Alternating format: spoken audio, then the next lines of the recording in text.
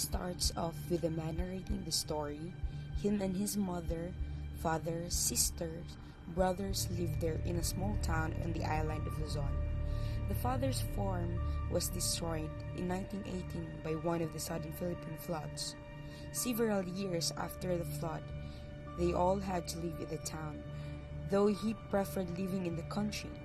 They had a next-step neighbor whose sons and daughter seldom came out of the house, while them and his brothers and sisters sung in the sun. On the other hand, our neighbor children stayed inside and kept window closed. Their house was tall, that his children would look into the window of our house and watch us play. One day, the rich neighbor looked at the children one by one and immediately shut all the windows. From that day, the windows were always closed, but no matter how sealed, shut the windows where they could still smell the aroma of the food that servants were cooking. One morning, a policeman knocked on their door. The rich man had filed a complaint against them.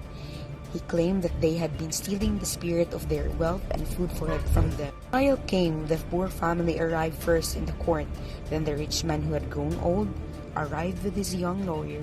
The judge entered the room and sat on a high chair. He asked the man if he has a lawyer, but the man replied he doesn't need one. The lawyer of the rich man started the trial with a question. The father agreed that they inhaled the spirit of the food. He also agreed that his children grew strong while the rich man's children grew thin and pale. He asked if he could see the complainant's children. The judge agreed.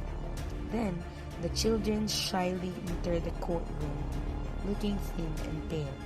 The father asked questions to the complainant that on all of it. He also agreed that the poor man's family stole the spirit of their food just by smelling the aroma. The poor man walked across the room of the hall with the judge's permission. In his hand is a hat full of coins. The sweet tinkle of the coins sounded beautifully in the courtroom. The father asked the complainant if he heard the spirit of the money. The complainant answered yes. Then the father said that they are paid. The judge pounded his gavel and said that the case is dismissed. The father asked the judge if he wants to hear his family laugh. The judge agreed to hear it, and then they all started laughing their hearts out. Starting with the sisters' laughter, of course, the rest followed. The laughter of the judge was the loudest of them all.